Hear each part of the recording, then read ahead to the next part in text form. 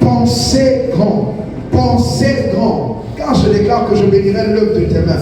Si tu penses petit, je te donnerai petit. Si tu penses grand, je te donnerai grand.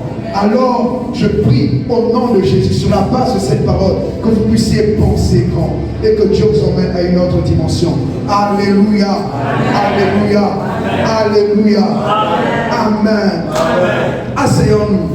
Sinon, je ne vais pas m'arrêter. Amen. Il y a quelqu'un qui est venu avec une douleur au niveau du bas du pied, comme de la plante du pied. Dieu te guérit au nom de Jésus. Alléluia. Que Dieu te bénisse. Amen. Bienvenue à notre culte d'adoration et de contemplation. Que Dieu vous bénisse. C'est vrai que nous sommes dans Nazir 30 et nous avons commencé notre programme depuis le jeudi, le vendredi, le samedi en ligne. Mais les dimanches, Dieu m'a amené à développer un autre terme indépendant de Nazir du programme en ligne. Donc ce dimanche et les dimanches qui vont suivre, nous allons développer le thème suivant, la maturité pour posséder son héritage. Dis à ton voisin la maturité pour posséder son héritage. Dis-lui la maturité pour posséder son héritage. Dis-lui encore la maturité pour posséder son héritage. Alléluia. Tenons-nous debout, nous allons lire dans Hébreux 9. Avant cela, je bénis Dieu pour ma vie, pour la vie de mon épouse, pour la vie de personne, son épouse aussi. Bon retour, maman Félana, on est content de te voir. Amen. Ça fait toujours du bien. Amen. Et je salue la présence de l'homme de Dieu qui est là. Le pasteur Nathalie aime être discret. On va acclamer le Seigneur pour sa vie. Acclame le Seigneur pour l'homme de Dieu. Célèbre le Seigneur pour la vie de l'homme de Dieu. Amen.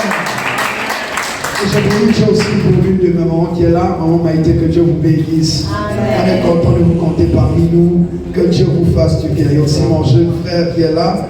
Que Dieu te bénisse, mon frère. Acclame le Seigneur pour leur vie. Bienvenue. Amen. Alors, la maturité pour vivre, posséder son héritage. Nous allons lire dans Hébreux 9.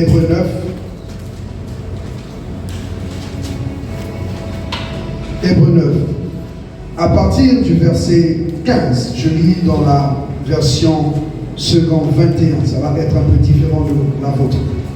La Bible déclare: et voici pourquoi il est le médiateur d'une alliance nouvelle. Sa mort est intervenue pour le rachat des transgressions commises sous la première alliance, afin que ceux qui ont été appelés reçoivent quoi? L'héritage éternel promis. En effet, là où il y a un testament, il est nécessaire que la mort du testateur soit constatée. Un testament n'entre en vigueur qu'en cas de décès, puisqu'il n'a aucun effet tant que le testateur vit. Père, nous bénissons ce message. Que ta main soit sur nous. Au nom de Jésus-Christ. Amen. On peut se mettre. Alléluia. Amen. Ce verset nous parle de l'héritage. Et dit que partout où il y a un héritage, il est important, où il y a un testament, il est important que le testateur meure. Pourquoi le testateur doit mourir? Parce qu'il a écrit un testament.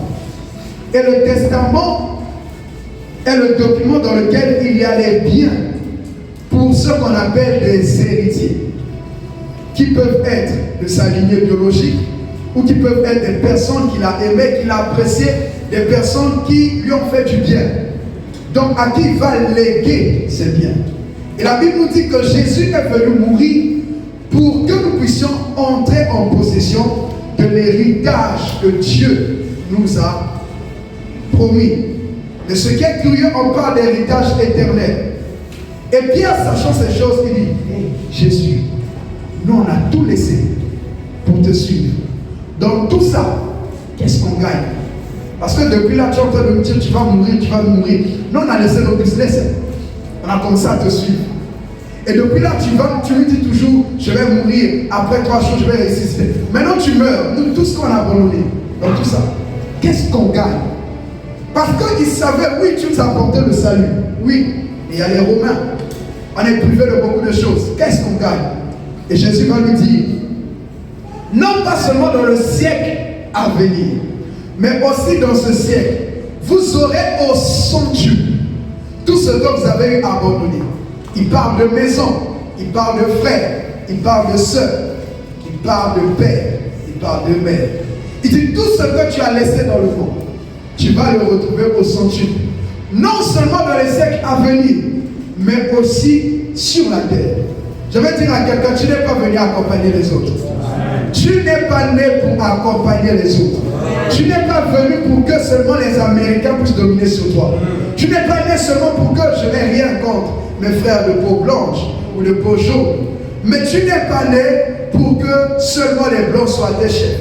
Tu n'es pas né seulement pour que les jaunes, les asiatiques dominent sur toi. Tu n'es pas né seulement pour que les Indiens viennent piller ce qui t'appartient dans ton pays. Permettez-moi de dire la vérité. Alléluia. Parce que Dieu nous a fait tous au même niveau.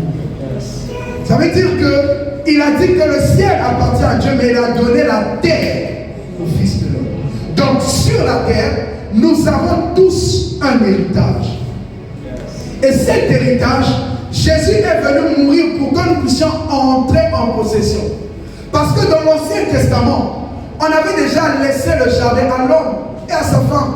Mais le jour où il a péché, Dieu lui dit, qui a péché? Il dit, c'est pas moi. C'est la femme que tu m'as donnée. Il a refusé la responsabilité. Alors que la maturité égale la responsabilité. Et on continue. La femme aussi dit, ce n'est pas moi. C'est le serpent. Le serpent sait qu'en termes de maturité, c'est d'accepter sa responsabilité et d'avancer. Le serpent n'a jamais le nié. C'est la raison pour laquelle dans Matthieu 4, il se permet de dire à Jésus, je te donnerai ça parce que ça quoi? Ça m'a été donné. Donc Dieu sait que par le péché, l'héritage ne nous appartenait plus. Donc il fallait que comme il a écrit un testament, qu'il vienne mourir afin que tu puisses rentrer et hériter le testament. Là encore c'est bien. Cependant pour hériter, il faut que tu reviennes à l'état d'homme fait. Tu rentres dans ta maturité. D'où on parle d'abord de la maturité avant l'héritage. La Bible dit dans Romains 8, 32. Est-ce que quelqu'un avec moi? La Bible déclare, Romains 8, 32. Lui qui n'a pas épargné son propre fils, mais qui l'a donné pour nous tous, comment ne nous accorderait-il pas aussi tout avec lui? La Bible dit dans version Louis II, s'il n'a pas épargné son fils, ne nous donnera-t-il pas quoi? C'est dans ta Bible, toutes choses. Donc Dieu dit, s'il n'a pas épargné Jésus, ça veut dire que s'il a donné Jésus pour notre salut, ne nous donnera-t-il pas aussi toutes choses? Dans toutes choses, il y a ton mariage, il y a ta santé, il y a ton travail, il y a ta richesse. Mais cela vient de quoi? Du sacrifice de Christ. Quand Christ s'est sacrifié, ce n'était pas juste pour les péchés, mais aussi c'était pour l'enrichissement. C'était aussi pour la croissance. C'était aussi pour la paix. C'était aussi pour le bonheur. Au ciel, tu ne connaîtras pas le bonheur d'avoir un chauffeur. Tu ne connaîtras pas le bonheur d'avoir un jet privé.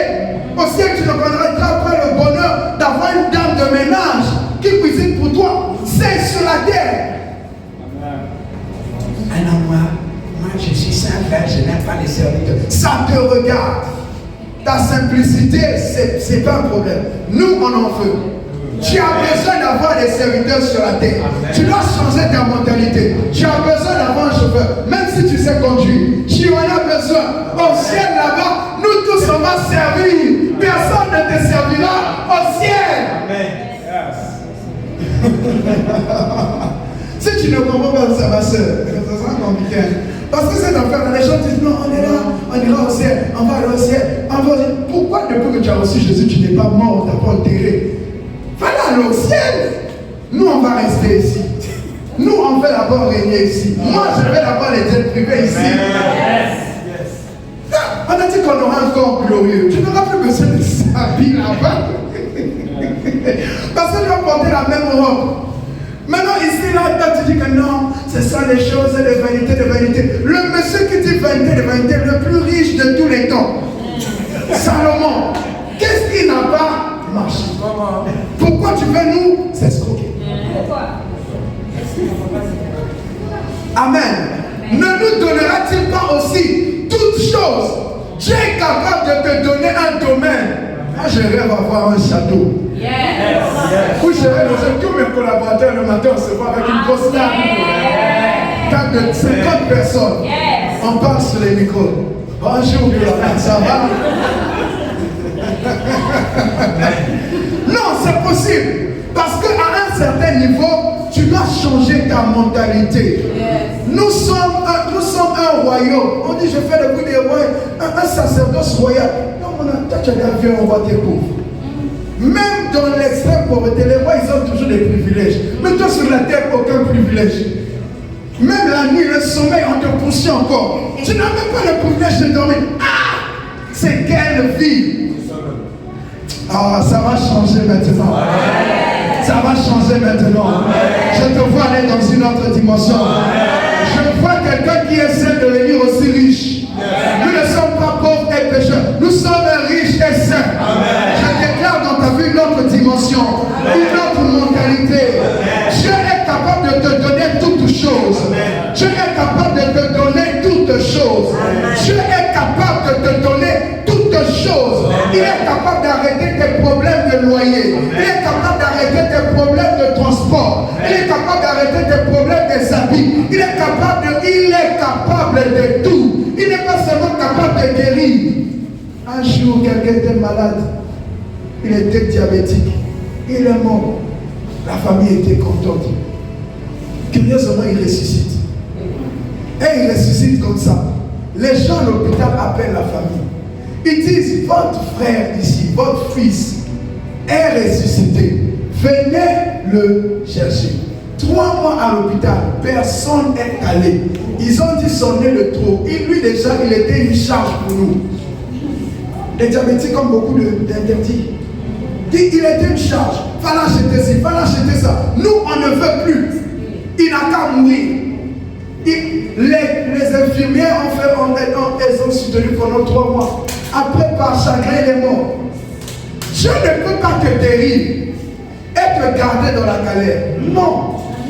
Si les hommes abandonnent, il dit une mère peut-elle abandonner son enfant qu'elle a allaité. Si elle le fait, moi l'Éternel, je ne t'abandonnerai jamais. Je dis à quelqu'un que Dieu ne peut pas t'abandonner. Dieu ne peut pas te délaisser. Je n'ai jamais vu, David a dit, un juste. J'étais jeune, j'ai vieilli, je n'ai jamais vu un juste faire quoi? Il est mendier quoi? Le pain, tu ne peux pas mendier. C'est pas ça la nature d'un enfant de Dieu. Il faut que tu sois conscient. Dieu est capable de te donner toutes choses. Il y a des choses, tu dois dire, Seigneur, je n'ai plus ça. Il y a des choses quand je suis fatigué. Je dis, je n'ai plus ça, je suis fatigué. Je veux autre chose. Je veux un autre parfum. Je veux plus ça. Un parfum de qualité. Ça dépend de ta foi. Et dit ça, je suis fatigué de ça, je veux autre chose. Parce que tu es capable de nous donner tout. Il a dit demandez afin que votre joie soit parfaite. Mais maintenant, si tu as 5 ans et que tu demandes à Dieu de te donner l'allumette pour allumer le réchaud à gaz, il dira non. Parce qu'il veut te préserver. Luc 15. Luc 15, 11 à 18. Mon frère, tu peux lire avec nous Luc 15, 11 à 18. Alléluia.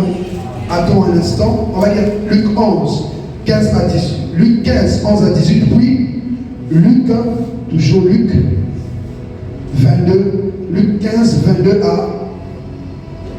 à 30. Alors, c'est quoi la maturité? Lorsqu'on parle de maturité, c'est un âge ou une étape de développement. Une étape de développement où quelqu'un atteint une autonomie. Lorsqu'on dit que quelqu'un qui est mature, c'est une personne qui atteint une stabilité, qui a la capacité de réfléchir, qui a la capacité de poser des actes dont il est conscient. Une personne d'une certaine sagesse, une personne responsable. Lorsqu'on parle donc de maturité, on fait allusion à quelqu'un qui a grandi. La maturité a pour synonyme ce qu'on appelle l'expérience. La maturité a pour synonyme la croissance aussi. La maturité a pour synonyme la force de l'âge. La maturité a pour synonyme la sagesse. Alléluia. Donc lorsqu'on parle de maturité, Dieu nous appelle à grandir. Dieu nous appelle à grandir. Mais aussi la maturité, c'est l'état d'un talent qui a atteint sa plénitude. Lorsque vous voyez certains joueurs de l'époque, vous voyez le Wapele, on a dit non, je ne cite pas les joueurs contemporains parce qu'il y a des gens ici qui peuvent m'attraper au coin. Non, parce que pourquoi tu as parlé mal de mon joueur? Ou pourquoi tu as parlé juste de l'autre joueur? Je ne viens plus au but. Les chrétiens d'aujourd'hui sont compliqués. À cause de ça, il peut se fâcher comme le pasteur. Il avait mal parlé d'un certain joueur. Mais il n'avait pas parlé de mon équipe. Donc, j'ai préféré prendre des exemples de vieux joueurs qui ne sont plus d'actualité. Quand tu voyais Pelé, mais tu vois, il arrive au sommet de son art. Il atteint la maturité. Quand tu voyais Ronaldinho jouer, tu sens qu'il atteint la maturité dans son art. Quand tu vois aussi certains musiciens, tu sens la maturité. Tu sens la maturité. C'est ça en fait la maturité, ça atteint la plénitude d'un niveau. Donc si quelqu'un passe à la maturité, ça veut dire qu'il a grandi, il a atteint un âge de sagesse, de maîtrise. Et il se connaît. C'est ça la maturité. Donc la maturité est caractérisée par le développement physique, intellectuel, mais aussi affectif. Quand quelqu'un se développe, devient mature, il est développé physiquement, intellectuellement et aussi sur le point affectif. Dans l'église, il y a des gens qui ne sont pas développés sur le point affectif. Si on donne à X, on ne lui donne pas, il y a un problème. C'est une immaturité. Amen. Une personne à droite, on voit l'autre, on lui fait du bien, on lui fait pas. Une immaturité, ça veut dire qu'elle n'est pas stable sur le plan affectif. Et toi, tu veux te marier, tu n'es pas stable comme ça. Mais dans le foyer, ça va chauffer. Parce que c'est cette immaturité, tu vas l'emmener là-bas. Hein? C'est ça le problème. Oh non, moi, je n'aime pas quand elle salue les autres frères. Mais elle leur dit simplement bonjour. C'est pas qu'elle a fait câlin à quelqu'un. C'est pas qu'elle a fait bisous à quelqu'un. Non, elle a juste ça, lui. Cette immaturité affective-là va te créer par là dans le foyer. C'est une immaturité. C'est le développement de quelqu'un. Spirituellement, quand quelqu'un devient intelligent, Romains 3:11 dit, nul n'est intelligent, nul ne cherche Dieu. Tu vois quelqu'un qui ne cherche jamais Dieu, c'est une mature spirituelle. Yes. Hein? La Bible dit les bergers n'ont pas été intelligents. Voilà pourquoi il n'a pas eu de croissance. Les brebis sont à la gauche, à droite. Le manque de chercher Dieu, c'est un manque d'intelligence. L'intelligence, c'est la compréhension. Le manque de compréhension de certaines choses, c'est une immaturité. Et dans l'église, il y a deux types de chrétiens. Premier type de chrétien, Luc 15, 11 à 18. Luc 15, 11 à 18. Lisons la parole. Luc chapitre 15, verset 11 à 18. Oui, mon frère. Il dit encore, un homme avait deux fils. Oui. Le plus jeune dit à son père, mon père, donne-moi la part de bien qui doit me revenir. Il dit, Père, donne-moi la part de bien qui doit me revenir. Il dit, donne-moi mon héritage. Oui. Et le père leur partagea son bien. Oui. Verset 13. Peu de jours après, le plus jeune fils, ayant tout ramassé, partit pour un pays éloigné. Oui. Où il dissipa son bien en vivant dans la débauche. Lorsqu'il eut tout dépensé, une grande famine survint dans ce pays. Oui. Et il commença à se trouver dans le besoin. Il alla se mettre au service d'un des habitants du pays, qu'il envoya dans ses champs garder les pourceaux. Verset 16. Il aurait bien voulu se rassasier des carreaux que mangeait le pourceau, mais personne ne lui en donnait. Oui. Verset 17. Étant entré en lui-même, il se dit: combien de mercenaires chez mon père ont du pain en abondance, et moi, ici, je meurs de faim. Je me leverai, j'irai vers mon père, et je lui dirai: mon père, j'ai péché contre le ciel et contre toi. Je ne suis plus digne d'être appelé ton fils. Traite-moi comme l'un de tes mercenaires. Et il se leva et alla vers son père. Comme il était encore loin, son père le vit et fut ému de compassion. Il courut se jeter à son cou. On peut s'arrêter là. Ici, on nous parle de quelqu'un qui est conscient qu'il y a l'héritage. Beaucoup de chrétiens savent que Dieu peut tout nous donner. Et quand ils viennent à l'église, ils connaissent ça. Et c'est comme ce jeune homme, il savait que le Père, il a un héritage pour moi. Le Père peut me marier. Le Père peut me donner l'argent. Le Père peut me donner tout ça. Il est conscient de ça. Premier type de chrétiens, les chrétiens immatures. Ils savent que Dieu peut. Et ils demandent. Et souvent, curieusement, comme c'est les plus petits, les benjamins, quand quelqu'un vient de nouveau dans la foi, Dieu répond vite. N'avez jamais constaté ça. Il vient d'arriver à l'église, Dieu lui donne tout ce qu'il Dieu est en train de l'attraper comme ça. Avance. Après, il va recevoir un cocotin, vous n'êtes pas encore. Là, Dieu est en train de lui montrer: je suis le Père aimant. Premier type de chrétiens, ce sont les chrétiens en fait qui savent qu'ils ont un héritage.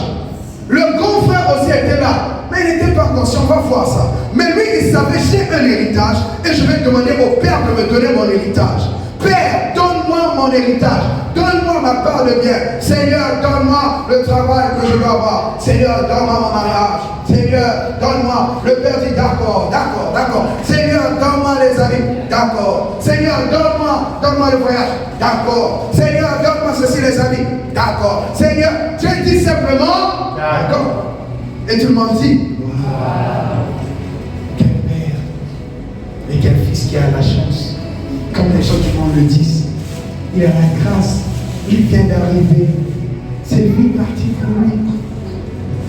Et le petit, il savait qu'il avait l'héritage, mais il était immature. Et son immaturité va se révéler encore faisant. Il reçoit l'héritage, mais il s'éloigne du Père. Beaucoup de chrétiens immatures, ils demandent à Dieu. Dieu leur donne. La maturité dans les choses spirituelles, ce n'est pas le nombre d'années. Parce que je suis là depuis 20 ans, je suis là depuis 20 ans, je suis là depuis 20 ans. C'est maintenant la récitation. Et tu crois que parce que tu es là depuis 20 ans, tu es aussi mature, tu as 20 ans. Non, tu n'as pas 20 ans. Parfois, tu as encore 5 ans spirituellement. Tu es là avec le biberon de 5 litres, avec la couche pour adulte. Nain spirituel, tu ne grandis pas, tu ne petits pas. Et tu es là. Tous les jours, tu viens toujours. Dès que tu reçois la bénédiction, tu fous. Comme d'habitude. Et tu reviens encore. Papa, donne-moi. Et tu ressens, tu fouilles encore. Comme ça. Et tous les jours, il faisait ça. Et les chrétiens à l'église, regardez, dès qu'ils viennent, dès que Dieu le bénit, paf, il disparaît. La Bible dit qu'il allait dans un pays lointain. C'est comme certains enfants, quand tu lui donnes le bonbon, il fuit, il va manger en cachette. Dès que ça finit, il revient. Le premier type de chrétiens, les chrétiens qui savent qu'ils ont un héritage, le demandent, le reçoivent, mais sont immatures, n'ont pas la capacité de rester proche de Dieu. Dieu est plus important que ce qu'il nous donne. Dieu est plus important que l'argent. Dieu est plus important que le travail. Dieu est plus important que le mariage. Dieu est plus important que les enfants. Dieu est plus important que le ministère. Dieu est plus important que la foule. Il est parti parce qu'il était immature. Et c'est ça certains chrétiens. Dès que Dieu leur donne, ils disparaissent. Tu sens vraiment qu'il a disparu. Il n'est plus dans ton niveau. Le jour où tu vois son appel, 5 mois plus tard, 6 mois plus tard, tu sens seulement déjà les problèmes. Toi-même, tu vois seulement qui est vraiment dans le problème. Ils savent vraiment c'est les problèmes. Quand tu vois l'appel comme ça, avant même que le Saint-Esprit ne te parle, toi-même par expérience, celui-là, quand il appelle, après tant de temps, il s'est donné la tête. Les fils immatures qui ont reçu, et ils frustrent même les grands frères. Papa, lis encore, à partir du verset 22 maintenant. Il a dit, je repartirai. Si tu es enfant immature, il faut rester dans la présence de Dieu. Je veux dire à quelqu'un, je veux dire que lorsque tu es immature, même si tu viens, Dieu te fait grâce, reste près de Dieu. Demeure dans la présence de Dieu. Il a dilapidé. La maturité est une sagesse de gestion.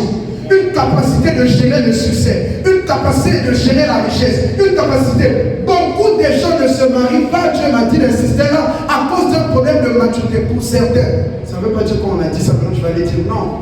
Toi tu ne te maries pas parce que tu es immature. Non, non. Il y a des gens comme ça. Dès qu'on dit quelque chose, je comprends, voilà, pourquoi tu ne te maries pas. Ce n'est pas ça. Mais Dieu m'a dit, dans le domaine de l'intimité, je prends ça dans le mariage, mais dans notre relation avec Dieu en tant qu'épouse, c'est un problème de maturité. Et la maturité se trouve dans la sagesse de gestion. Gérer son argent, gérer son temps, gérer ses émotions, gérer ses humeurs, gérer. Quelqu'un qui est mature sait comment gérer ce que Dieu lui donne. Elle ne change pas lorsqu'il reçoit l'héritage. Les gens, dès qu'il a changé, il reçoit l'héritage, il change aussi les démarches. Je suis l'héritier, on n'est pas pareil. Moi j'ai reçu. Tu n'as pas vu? Moi je suis là depuis. Ah, il prie depuis longtemps. Dieu ne les exauce pas. Est-ce qu'il prie même? Moi, dès que Dieu m'a écouté, j'ai les techniques. Dans ma technique, dans ma prière, dans ma home. Je connais. C'est ça. Tu vois, depuis là, il n'a pas de. Il ne connaît pas. Moi, j'ai vécu. L'immaturité. Il allait loin de Dieu. Alors qu'il devait se développer. Il a dilapidé tout ce qu'il a. Dieu m'a dit, les chrétiens matures, dès qu'il reçoit quelque chose, il dilapide. Il dilapide, il dilapide, il dilapide. Même dans les dons spirituels, immaturité. Dès qu'il reçoit l'onction, il dilapide, il dilapide. Recevoir l'onction est difficile. Hein? Il y a un moment où on prie pour les gens comme ça. Il y a un moment où même pour prier pour te tuer. On ne pas parce qu'il n'y a plus, mais parce que la maturité, c'est savoir gérer ce que Dieu te donne. Il a fini tout dans une vie de débauche. Parce que Dieu l'a béni. Ne sois pas un chrétien immature. L'héritage existe, Dieu va te l'accorder. Mais ne sois pas un chrétien immature. Et après, il dit, je retournerai vers chez mon père. Mais comme Dieu est bon, est-ce que nous on va te chasser? On ne peut pas te chasser. La Bible dit que lui-même, il laisse les 99 pour aller chercher la centième. Qui suis-je pour te chasser? C'est la maison de ton père. Faut bénir. Tous les chrétiens immatures qui ont fait la maison de Dieu, communiquez. Revenez au Seigneur. Acclame le Seigneur. Alléluia. Maintenant, il y a une deuxième catégorie des chrétiens, les chrétiens adultes. Oui, mon frère, les chrétiens matures. Luc chapitre 15, à partir du verset 22. Oui. Mais le père dit à ses serviteurs, apportez vite la plus belle robe et l'en revêtez. Mettez-lui un anneau au doigt et des souliers aux pieds. Voyez la grâce des immatures. Quand il revient, Dieu dit, on renouvelle l'alliance. Mettez-lui une nouvelle robe, un nouveau manteau. Vous savez, quand Dieu restaure quelqu'un, il est béni toujours plus. Maintenant, c'est aussi un piège. Parce que les gens tombent dans le piège de je vais continuer à refaire, Dieu va me parler, continuer à refaire, Dieu. Il y aura un jour tu vas refaire et le diable va t'attraper. Il y avait un type, Satan lui a apparu. Il parle à Satan, il parle à Satan. Toi, Satan, il se parle. Satan est resté calme. Tu sais, Satan, il est vieux. Hein? Il est resté calme. Dis, il est stratège. Le gars, il est resté calme. Le pasteur l'a parlé. Satan a cherché hameçon, il a cherché la hameçon pour l'attraper. Bam! Boule bloc. Il dit, tu vois toi, c'est parce que Dieu t'a encore ajouté 50 ans de vie. Sinon, j'allais t'attraper. Comme il savait que le gars était immature, or que Satan est le perdu, quand il lui a dit tu as encore 50 ans, c'est pour lui dire tu as encore le temps. Comme tu es immature, tu peux encore le bâtir vers les pourceaux, faire ce que tu veux, et après tu vas te repentir. Piège. Satan, il est vieux. Le gars est resté comme ça, il a voulu. C'est parce que toi, Dieu t'a encore donné 50 ans. Il ne savait pas que c'était un piège. Il a dit, Dieu m'a encore donné 50 ans de vie. Il n'est pas dans le monde. Il fait le monde. La tuer en même temps. Les gens se disent que comme je vais continuer, Samson laisse les prostituées. Non. Samson laisse les... Non. Un jour. Dis seulement, un jour. On verra bien. Et ce jour-là, Samson croit que c'est toujours d'habitude. Je vais encore donner le secret. Non, c'est comme seulement d'habitude. Le jour-là, elle a rasé. Kofo dit mec. Quoi? Tous les cheveux. Comme il se disait que les immatures ne sont pas censés parfois. Ils peuvent avoir une grande fonction. Ce n'est pas la manifestation de l'onction qui a la maturité. Non, les gens sont tombés. Papa. Et laisse ça. Les gars comme ça, il dit, comme d'habitude, la Bible dit, il s'éleva comme d'habitude. Je crois que les choses de Dieu, c'est la chanson de Johnny Hallyday comme d'habitude. Il s'élève comme ça. Nima, coucou. Les soldats l'ont soulevé. Ça dit quoi? Aujourd'hui, tu croyais que tu avais encore l'onction. C'est fini. On l'a récupéré. Lorsque Dieu te fait grâce, reste là. Ne refais plus les mêmes choses. Et papa, c'est un piège. La grâce de Dieu est un piège. Apportez-lui ta plus belle robe et l'en revêtez. Mettez-lui un anneau au doigt et des souliers aux pieds. Oui. Amenez le veau gras et tuez-le, mangeant et réjouissons-nous. Car mon fils que voici était mort et il est revenu à la vie. Oui. Il était perdu et il est retrouvé. Et ils commencèrent à se réjouir. Ils ont commencé la fête, le fils immature est revenu. Non, on a la joie quand vous revenez. Je n'inverse pas quelqu'un, je n'attaque pas quelqu'un. Je ne prends pas. Voilà. Amen. C'est pas, je n'attaque pas quelqu'un. Amen. Tu es peut-être tombé aujourd'hui, le message est tombé sur toi. C'est pas ça. Ne le prends pas mal. Dis à ton voisin, c'est le message qui est tombé comme ça aujourd'hui. Parfois, moi, je ne sais pas quand tu allais venir. Non. Le message est tombé comme ça. Donc, en fait, ne le prends pas mal. Non, même quand les immatures reviennent, il n'y a pas de souci. On fait toujours la fête. Mais est-ce qu'on t'a dit que nous tous, nous parfois on aime manger le veau gras. Quand Dieu te bénit, nous sommes bénis. Donc le vieux fait la fête, tout le monde fête. On danse, avec le grand frère qui arrive. Explique-nous ce que le grand frère. Verset 25. Or le fils aîné était dans les champs. Le fils aîné, le chrétien mature.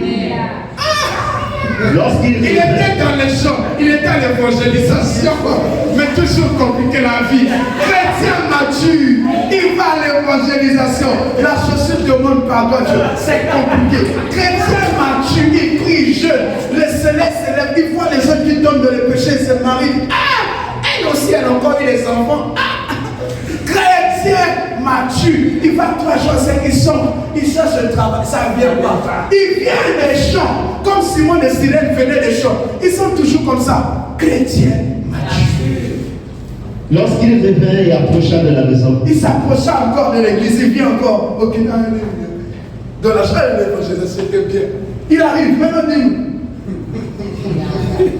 Il entendit la musique, les danses. Il dit la louange, j'ai chanté, ça a changé. Qu'est-ce qui s'est passé? C'est le temps des témoignages. Vas-y. Il appelait un serviteur. Il dit, dis-moi, c'est quoi la musique là? Pourquoi les gens sont contents comme ça? Et lui demanda ce que c'était. C'est quoi? Ce serviteur lui dit, ton père, ton frère est de retour. Il dit, l'enfant immature. Le chrétien immature. Il est toujours ce TikTok. Il boit toujours, il écoute toujours la musique. Il est revenu et Dieu l'a encore béni. Il est revenu, Dieu l'a encore fait quoi? L'a béni. Au lieu que Dieu le punisse, dès qu'il s'est reporté, Dieu l'a encore béni. Ah! Le chrétien Mathieu, vas-y, il dit quoi? Et parce qu'il l'a retrouvé en bonne santé, ton père a tué le veau gras. Ah, Dieu père. Continue. Verset 28. Il se mit en colère. Ah, les chrétiens Mathieu se fâchent. Hein? Vous savez pas comment parfois il se fâche. Dans sa chambre, il se fâche avec les époux. Il va là alors en retraite, mais il ne prie plus. Moi, je ne suis pas d'accord, je ne suis pas d'accord, je ne suis pas. Chrétien Mathieu, très fâché. Il dit, vieux père, ce que tu fais là, moi, je ne suis pas content. Hein? Il dit, comment lui il est parti? Il revient, tu l'as béni encore. Tu lui donnes encore un autre manteau. Une nouvelle annonce. Non, non, non, non, non. C'est lui qui fait le désordre, c'est lui qui va en boîte, c'est lui qui... Mais il revient, tu le bénis encore. Oh, il est en colère. Et c'est comme ça que beaucoup de chrétiens, Mathieu, on est frustrés, on est en colère, on est... Ah, vas-y maintenant. Et ne voulait pas entrer. Il a dit, moi je ne viendrai plus. Je n'irai plus à l'évangélisation. Je ne vais plus gêner, je ne vais plus prier. Si ceux qui sont dans le monde, ils font ça, ils reviennent, Dieu leur fait grâce. Maintenant, moi qui gêne, moi qui prie depuis là, ça n'avance pas, personne ne me voit. Là, j'ai maintenant 35 ans, aucun homme ne m'appelle. Je refuse maintenant, je n'irai plus à l'évangélisation. Je n'irai plus sous les haricots. Je n'irai pas sous les grands arbres. Il dit, je n'irai plus. Je ne vais plus. Je refuse. Il y a des gens, les chrétiens matures, vous voyez, les gens sont frustrés. Ils ont vu les chrétiens matures être bénis. Et ils sont fâchés. Non, ils sont refroidis, ils ne saluent pas les gens. Hey! C'est quand ça te dit le fond de son cœur, tu vas croire qu'il est méchant. Mais dans tout ça, est-ce qu'il était méchant? Non. C'est seulement qu'il constate que ce n'est pas normal. Selon lui, je précise. Oui. Son père sortit, Le pria d'entrer. Père est sorti. Dieu lui-même dit, mon fils. Vas-y. Verset 29. Mais il répondit à son père. Dit Dieu. Voici. Voilà. Il y a tant d'années que je te sais. Il dit, depuis toutes ces années, moi je prie, hein. Moi je jeûne. Je vais à l'évangélisation. Oui. Sans avoir jamais transgressé tes ordres. Je t'ai jamais trompé. Je n'ai jamais eu de copain. Depuis que je suis à l'église, je n'ai plus de copine. Non. Je n'ai pas volé. Il dit, depuis toutes ces années, 12 ans je suis là. Toujours dans la chasteté. Tu ne vois pas. Depuis là, je ne vole pas l'argent. Tu ne vois pas toujours le travail. Depuis tout ça, il dit, toi, ça c'est pas normal ce que tu fais. Continue mon frère. Et jamais tu ne m'as donné un chevaux. Il dit, je me réjouisse avec mes amis. Même pas l'agneau, le veau gras. Non, pas le veau gras. Pas ce qui est gros. Moi, je ne te demande pas le salaire de 5 millions. Je te demande juste 50 000 par mois. Pour que j'aille juste avec mes amis prendre la glace de 5 000. Pour que je me réjouisse, tu ne me donnes pas. Verset 30. Le vieux répond. Et quand ton fils qui est arrivé, il dit, voilà le petit Mathieu là. Un pécheur, un impudique comme ça. C'est pas moi, écoutez ce qu'il dit. Vas-y. Celui qui a mangé ton bien avec des prostituées. Il avait les informations du gars qui était à l'étranger. À l'époque, il n'y avait pas d'Instagram, il n'y avait pas Facebook. Allez-y, savoir et comprendre. Oui. C'est pour lui que tu as tué le veau gras. Tu lui as donné ce qui est gros. Ah, Seigneur. Continue. Verset 31. Oui. Mon enfant, je dis le Père. Mon enfant. Tu es toujours avec moi. Dis que tu es toujours dans ma présence. Tu as l'onction. Tu as tout ça. Et tout ce que j'ai est à toi. Et tout ce que j'ai est à toi. Continue. Mais il fallait bien s'égayer et se réjouir. Je reprends d'abord, et tout ce que j'ai dit, mon enfant, continue à partir là. Verset 31. Mon enfant. Oui. Lui dit le Père. Oui. Tu es toujours avec moi. Il dit, toi, tu es toujours dans ma présence. Tu vas à l'évangélisation, tu jeûnes, tu pries, tu vas en retraite, tu prêches, tu chantes, tu reviens, tu fais tout ça. Oui. Et tout ce que j'ai est à toi. Non, répète encore ça. Et tout ce que j'ai est à toi. Il n'a pas dit, tu n'as pas seulement le manteau que je lui ai donné. Il lui dit, tu n'as pas seulement l'alliance que je lui ai donnée. Il dit, tu n'as pas seulement le faux gras. Il dit, tout ce que j'ai est à toi. Chrétien mature, voici ton problème. C'est que tu ne sais pas que tu n'as pas besoin toujours de demander à Dieu. Tu peux ordonner sur la tête, tu peux dire donnez-moi le fourrage. Tu peux commander au matin et dire au jour aujourd'hui, je ne donne pas si je ne reçois pas 500 000. Tu peux déclarer, le prophète il a dit, tout ce que tu j'ai, ce qui est à moi est à toi. Les maisons que j'ai sont à toi. Les serviteurs qui sont là sont tes serviteurs. Tout ce que j'ai est à toi. Le problème, c'est toi-même. Les immatures qui viennent à l'église, on le travail, la voiture, tout ça, oui. Mais dit le problème, c'est toi-même. Parce que moi, je t'ai déjà dit, tout ce qui est à moi est à toi. Lui, il a le manteau de la grâce, oui. Lui, je lui ai fait une nouvelle alliance, oui. Lui, je lui ai donné le vocat, un bon travail, une bonne source de revenus, oui. Mais moi, tout ce qui est à moi est à toi. Le problème des chrétiens matures, c'est ça. On attend toujours que Dieu puisse nous donner. L'enfant immature savait qu'il avait, et il savait que quand on demande au Père, le Père donne. Mais celui qui était mature s'attend toujours à ce que le Père lui dise, tu veux que je te donne la maison, je te donne le salaire de 15 000, tu veux maintenant 500 000. Le Père, il sait que quand tu es mature, la terre appartient au Fils de l'homme. Et c'est à toi de décider et de dire, dès aujourd'hui, je ne recevrai plus les cadeaux de 5 000 francs. Ça, c'est moi la norme que j'ai. Quelqu'un peut me donner avec ces 5 000.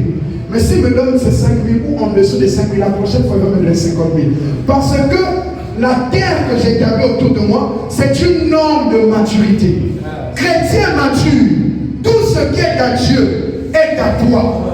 L'héritage, c'est à toi de dire c'est pour moi. Il a dit, tu n'as même pas besoin d'une part. Toi, la totalité. Lui, c'était une portion. Lui, c'était une part. Mais toi, c'est tout. Le travail, la santé, le succès, toutes ces choses sont à toi. Amen. Dieu m'a dit, regarde les problèmes du chrétien mature. Il y a l'héritage. Mais le problème, c'est qu'il se dit qu'il faut que le Père puisse me donner.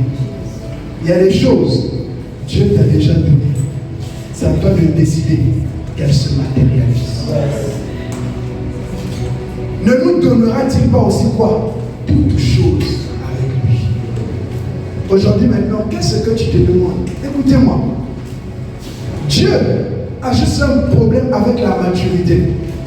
Quand quelqu'un manifeste la maturité, Dieu lui donne. Mais il faut aussi être conscient qu'une fois que tu atteins la maturité, Dieu ne te dira pas toujours la nourriture au frigo. Quand un enfant a 15 ans, le père, il fait les achats, il dépose là-bas, il dit j'ai tout laissé. Et il part, même s'il voyage, il dit je t'avais dit quoi? J'ai tout laissé. C'est à toi de rentrer toi-même, de prendre et de faire. Le problème c'est que tu attends que les anges descendent toujours, venir faire pour toi. Tu attends toujours que quelqu'un revienne. Le problème c'est la maturité. Maintenant que tu es mature, parce que chacun de nous sait à quel niveau il atteint une maturité. Et quand tu atteins une maturité, commence simplement à réclamer. Il a dit, tu es tout le temps avec moi. Toi déjà tu as une bonne relation avec Dieu. Maintenant pourquoi tu ne veux pas que Dieu te donne? Le problème c'est pas moi, c'est toi. C'est pas moi. Il y a certains problèmes qu'on a, c'est pas Dieu. C'est notre problème de manque de compréhension. S'il nous a donné son Fils, il n'a pas épargné Jésus. Ne nous donnera-t-il pas aussi toutes choses avec lui? Écoutez-moi. Dieu a dit dans Genèse 17:8, je donnerai à tes descendants, après toi, le pays que tu habites comme étranger. Il dit tout le pays de Canaan. Il dit je te donnerai tout le pays, mais après il précise. Il dit tout. Dieu n'est pas dans des donations partielles. Quand Dieu te donne, il te donne toujours tout. Il te donne toujours la totalité. c'est à toi de réclamer. Tout le pays de Canaan en possession perpétuelle, et je serai leur Dieu. Exode 1:9, je lis.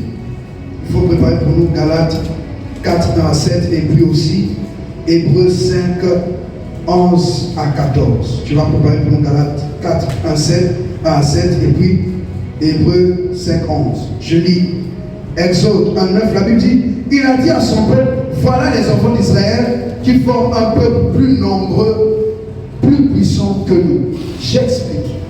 Dieu dit, je vais donner tout le pays que tu vois. Je vais l'accorder, je vais te le donner. Il dit tout le pays. Et je le donnerai à tes descendants. Pourquoi Dieu dit à Abraham, je te le donne, mais je donnerai tout. Premièrement, le pays que tu vois. Quelle est ta vision? Dieu te donnera toujours un héritage que toi tu as vu. Si tu ne vois que le vélo, il te donnera que le vélo. Voilà pourquoi moi, je vois les méga church, 10 000 membres, 20 000 membres, 30 000 membres. Et c'est ce que Dieu va me donner. Tu as compris, moi, je n'ai pas dit Amen. C'est ce que Dieu va me donner. C'est ça ma vision. Si il a dit, regarde le pays, parcours-le, et je te donnerai. Donc, Dieu te donne selon ta vision. Ce que tu vois, change ta vision de l'héritage que Dieu te donne. L'héritage, c'est pas ça. C'est pas seulement la prophétie. On ne rentre pas dans la royauté en faisant. Non, on rentre dans la royauté debout ou assis, pas en rampant.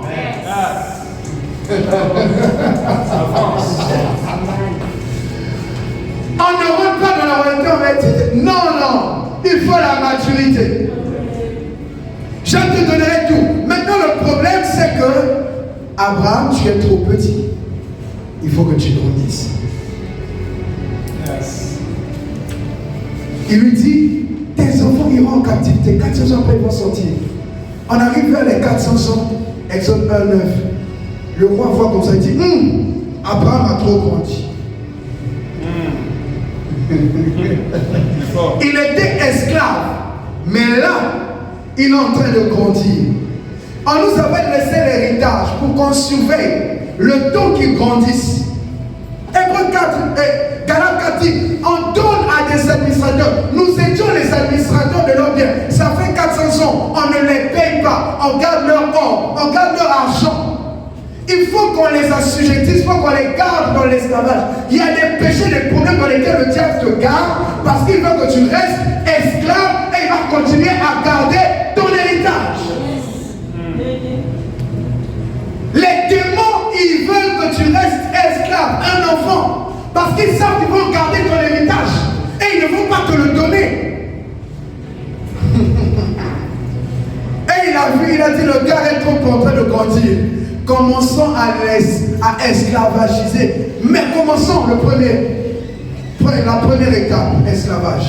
Deuxième étape, tuons tous les premiers mâles. Tous les enfants mâles, il faut les tuer. Tous ceux qui sont enfants garçons, tuez-les. Première des choses, le diable n'aime pas que tu grandisses. Deuxième des choses, le diable ne veut pas que ta nouvelle naissance soit totale. Tuez tous les enfants mâles. Au niveau de la naissance, il faut les tuer là, net. Encore tu vas voir les chrétiens, 15 ans, 20 ans dans l'église, il n'est pas vraiment converti. Il n'est pas vraiment converti. Je rigole, mais c'est sérieux. Il n'est pas vraiment converti. Si tu prends son PC, le dossier où il a écrit louange du Seigneur, il faut vérifier. Qu'est-ce que c'est vraiment? Le gars, il met louange du Seigneur dans le PC. Quand tu cliques dessus, c'est les louanges du diable. Et quel type de louange? En tenue d'adorer. Les gens ne vont pas bien dans leur tête. Et disent, ma vie ne marche pas, c'est Satan. C'est pas Satan, c'est toi-même qui es adversaire de ta propre vie. Satan toi-même. Les Égyptiens disent là, ils sont en train de grandir. Ce peuple devient trop puissant et trop nombreux. Il va entrer en possession. Arrêtons. Le diable te garde longtemps que tu ne grandisses pas. Parce que c'est l'unique moyen que Dieu te bénisse. C'est que tu deviennes adulte spirituel. Il a dit, Abraham, je te donnerai. Mais là où tu es là, vous n'êtes même pas 500. C'est vrai qu'il y a 300 personnes qui habitent dans ta maison. Mais vous n'êtes pas nombreux. Comment 300 personnes, 300 personnes ne peuvent même pas gérer Dakar? Ça, c'est les hommes qui sont nés dans sa maison. Les 318, donc moins de 400 personnes. Ou 500, vous ne pouvez pas gérer. Il dit maintenant, si je te donne tout le pays, tu ne prends pas, tu n'es pas assez grand. Il faut qu'Israël grandisse. Il faut que les hommes, il faut que vous deveniez nombreux. Le problème, la galère, les combats sont des moyens par lesquels Dieu veut que tu grandisses. Toutes les difficultés, les gens qui te combattent, Dieu veut juste que tu comprennes que c'est l'unique moyen de croissance. Un bébé pour avoir des dons, il faut qu'il fasse de la diarrhée. Excusez-moi. Il faut que ça arrive. Il faut qu'il pleure. Il faut des épreuves pour grandir. Il faut des combats pour grandir. Il faut des oppositions pour grandir. Ils ont commencé à grandir. Galates 4, 1 à 7. Galates chapitre 4, verset 1 à 7. Oui. Or, aussi longtemps que l'héritier est enfant, je dis qu'il ne diffère en rien d'un esclave. Aussi longtemps que eux, ils n'avaient pas atteint une maturité, la croissance ici, Dieu peut faire des promesses à l'homme de Dieu. Mais l'homme de Dieu, il ne peut pas contenir toutes les bénédictions qui sont sous sa vie. Si Dieu doit te donner 5000 terrains, papa, tu vas aller là-bas comment? Il faut que lui maintenant, les personnes autour de lui se multiplient. Il faut qu'il grandisse, qu'il grandisse, qu'il grandisse, qu'il grandisse. Et quand il va grandir, et là maintenant, les bénédictions vont commencer à venir. Continue à lire. Je crois qu'il soit le maître de tout. Oui. Mais il est sous des tuteurs et des administrateurs. Il est sous des tuteurs et des administrateurs. Ils lui disent fais ça, fais ça. Il est comme un esclave. Voilà pourquoi les enfants d'Israël fallait qu'ils soient comme des esclaves pendant longtemps. Pourquoi? Ils n'avaient pas encore grandi. Il y a des démons qui ne la chantent avec que si tu grandis. Oui. Je crois que tu vas prendre un petit fil, tu vas attacher au pied de Pierre. Là, ça va se casser. Pas parce que, non, même pas parce qu'elle fournira l'effort, parce qu'elle a grandi. Tu comprends? Il y a des vêtements de pauvreté. Le problème, c'est qu'il faut que tu grandisses en termes de connaissance. Plus tu vas grandir, plus c'est pourtant du vêtement de la pauvreté va se déchirer. Tu comprends? Continue, mon frère. Jusqu'au temps marqué par le Père. Oui. Nous aussi, de la même manière, lorsque nous étions enfants, nous étions sous l'esclavage des rudiments. Nous étions sous l'esclavage des rudiments, de la parole du monde, de l'enseignement du monde, des préceptes du monde, des lois du monde. Quand tu es enfant, tu subis le diable tout le temps. On n'est pas obligé de le subir. Il y a des jours où il passe là, je dis, fais ce que tu veux faire, comme tu es venu. Vas-y maintenant. Vas-y, on ne va pas te chasser. Parce qu'à un certain moment, on ne peut pas tout le temps être en train de te chasser. On n'a pas que ça, on a bâti. Maintenant, comme tu es là, ose maintenant faire ce que tu as fait. Parce que le problème, c'est ça. On accorde trop d'importance. Les enseignements suivis. Dis-lui de continuer à te suivre maintenant. Tu me suis toute la nuit, moi je dors bien. Je me réveille le matin et te dis, tu vas continuer la course, continue. Si tu veux en dehors encore, on continue de suivre. Parce qu'on doit voir qu'il y a le cardio entre toi et moi. Parce que toi tu marches avec, moi je marche avec la foi, toi tu marches avec le sang des cheveux. Maintenant, va encore chercher l'avion pour essayer de courir. Tu peux pas m'aider? On doit changer notre mentalité. Des fois, il faut laisser le temps. Il a dit, afin que nous puissions rester sous les rudiments, sous les enseignements du monde, parce qu'on était enfant. Quand quelqu'un on est obligé de tout subir. Quand tu es enfant, papa te dit tu dors à 19h, tu dors pas et te yabasse. Il y a des démons qui dominent sur les vies des gens. Il dit tu ne dois pas dépasser 100 000. Dès que tu dépasses 100 000, tu tombes malade. Pas il te cogne. Parce que tu es encore enfant. Et les enfants ont une date limite, une heure limite. Ils doivent être contrôlés. Continue. Verset 4. Oui. Mais lorsque les temps ont été accomplis, Lorsque les temps ont été accomplis, Dieu a envoyé son Fils, oui. né d'une femme née sous la loi. Il a dit, Dieu a envoyé une fils. Jésus, le Saint-Esprit l'a dit, de la même manière qu'au temps de la loi, par une femme, Moïse est né, la préfiguration de Christ, il fallait aussi que Jésus, dans le temps de la loi, la dispensation de la loi, qu'un enfant comme Moïse, plus que Moïse, Jésus vienne pour briser la loi. Afin qu'il racheta ceux qui étaient sous la loi. Afin qu'il racheta ceux qui étaient sous la loi. Comment? Au temps de Moïse, prenez le veau, tuez, mettez le sang sur les linteaux. Au temps de Jésus, prenez Jésus, l'agneau qui ôte les péchés du monde, mettez-le sur la croix, mettez son sang là-bas, afin que ces enfants-là soient rachetés. Je déclare que là où tu avais été vendu, par le sang de l'agneau, tu es racheté. Là où tu es condamné à ne pas conduire, financièrement, matériellement, émotionnellement, le sang de Jésus te rachète et la loi est brisée. Il n'y a plus de loi pour toi. Il n'y a plus de condamnation pour tous ceux qui sont dans Jésus-Christ. En effet, la loi de l'esprit de vie n'a affranchi de la loi du péché et de la mort. Donne-moi un amen. Un enfant né sous la loi par une femme, mais ce n'était pas un enfant comme les autres. Pendant 3 mois, Moïse est caché.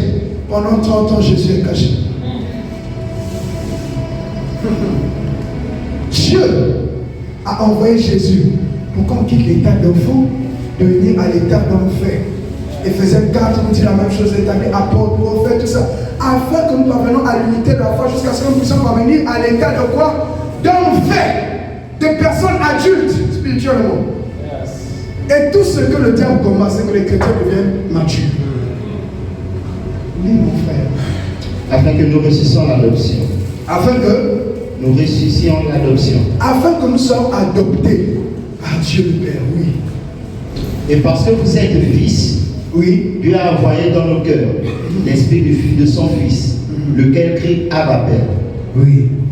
Ainsi, tu n'es plus esclave, mais fils.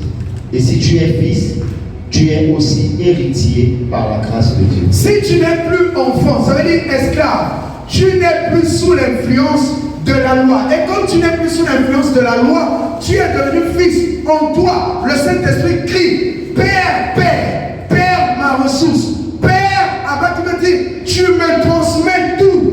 Jésus, tu es mon héritage. Et quand tu arrives à ce niveau-là, tu n'es plus esclave, tu es maintenant héritier. Le mariage est disponible, ton travail est disponible, mais quelle est ta maturité? Maintenant aussi, il y a les gens qui portent des bénédictions, mais les gens autour doivent grandir pour que leur bénédiction arrive. Ton immaturité bloque ma bénédiction. Mon immaturité bloque ta bénédiction. Alors nous sommes les immatures. Tu vas rester esclave, on va te chicoter tous les démons vont te fouetter. Tu as déjà vu, comment ça s'appelle ça, à Canaan, un esprit, quelqu'un venu vouloir frapper un esprit. Jamais. Parce qu'il n'est plus enfant.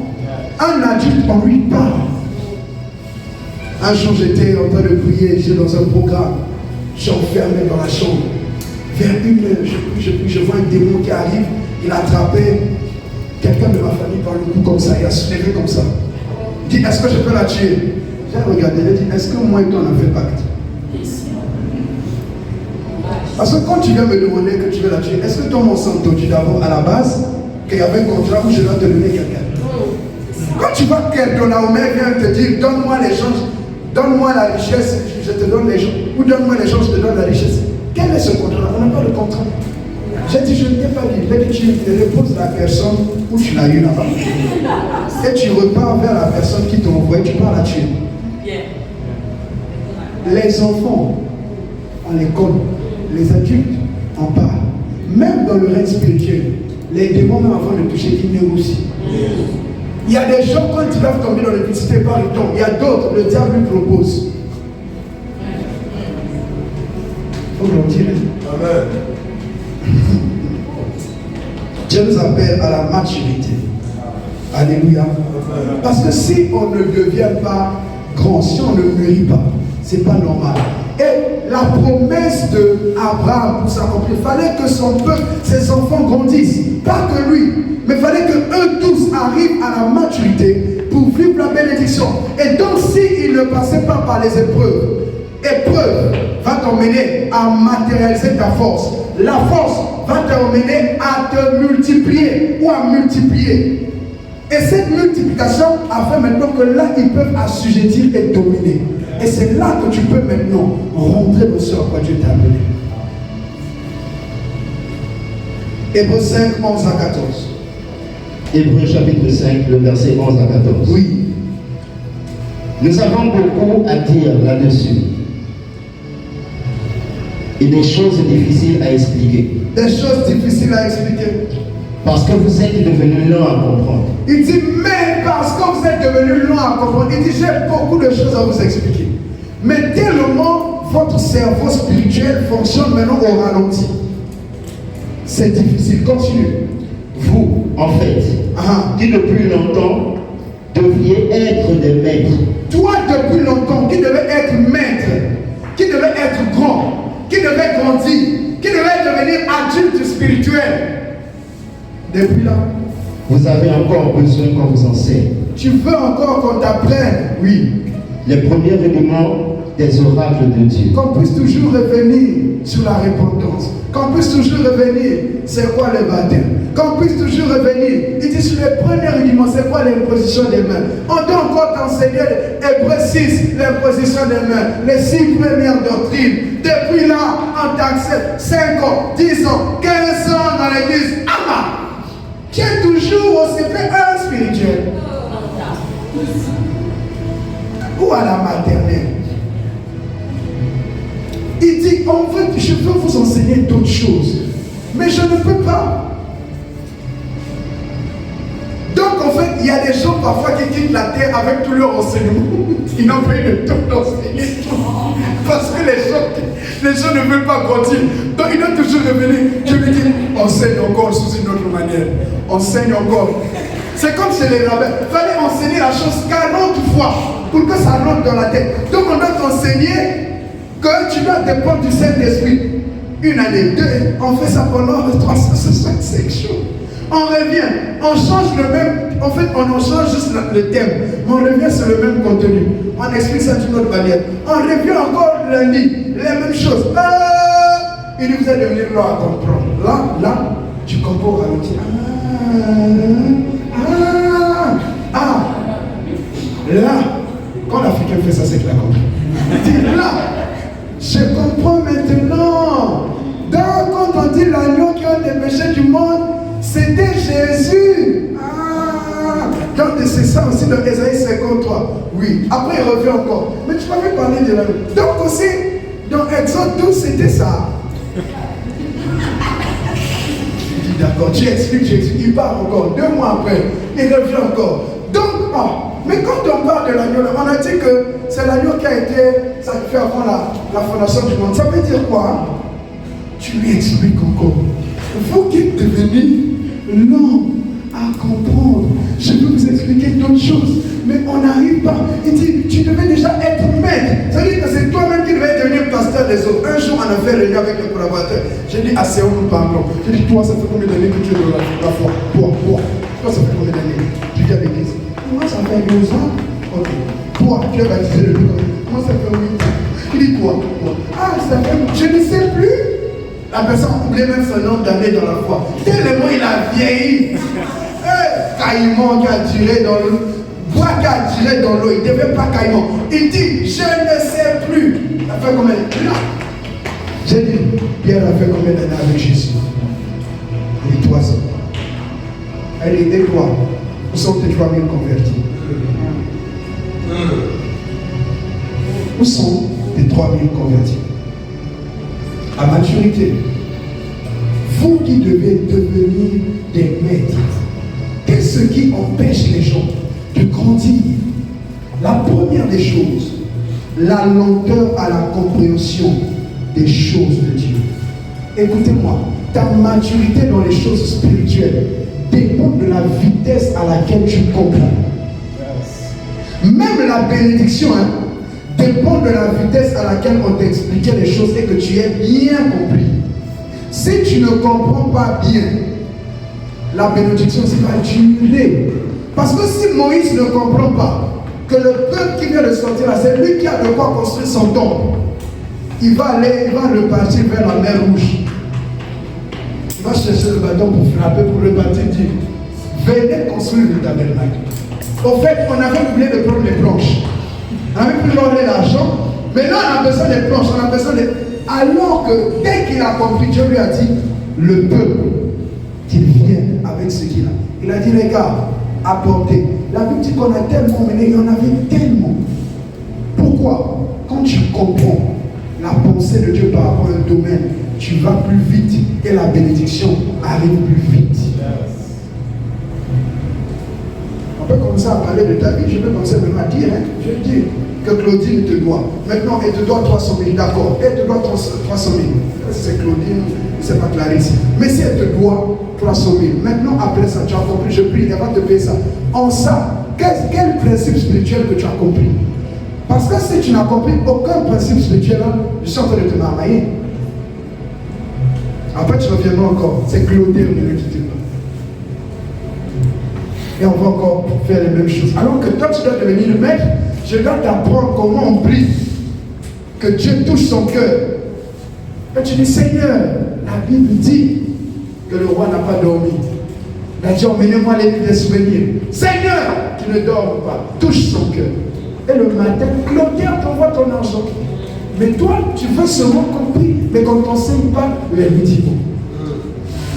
Voilà le problème de l'église. La lenteur de la compréhension. Deuxième des choses, le manque de sacrifice pour les choses spirituelles. Il a dit, mais vous qui devez comprendre depuis longtemps, vous ne devenez pas des maîtres, il faut qu'on vous enseigne encore. Il y a des sacrifices à faire. Si tu veux comprendre la Bible, la première fois, tu dois lire sans rien comprendre. Lis tout. Quand tu manges le diable, tu veux savoir le riz la venir. Toi, tu n'as jamais fini la Bible, mais tu veux à tout prix comprendre tous les versets. Lis d'abord tout. Après, lis encore la deuxième fois. Après, lis encore la troisième fois. Après, matin, ton esprit va s'ouvrir. C'est la nourriture de l'esprit. Ce n'est pas la nourriture du corps. Un jour, un monsieur était en train de prêcher sur la dîme. Quelqu'un vient pour la première fois à l'église. Toi, tu prêches sur la dîme. Ils ont accepté Jésus. La personne est devenue même pasteur. Parce que c'est la nourriture de l'esprit. Ce n'est pas la nourriture intellectuelle. Ce n'est pas le fataya.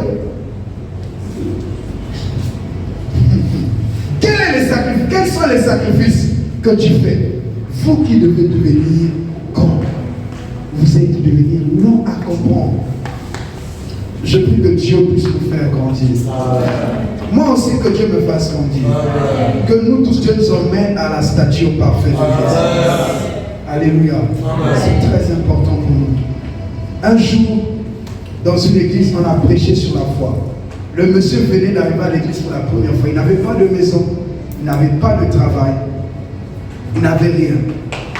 Et on lui a dit, si tu crois, tu feras la gloire de Dieu. Juste ça. On lui a dit, tout est possible à celui qui croit. Il est sorti de là, il a appliqué.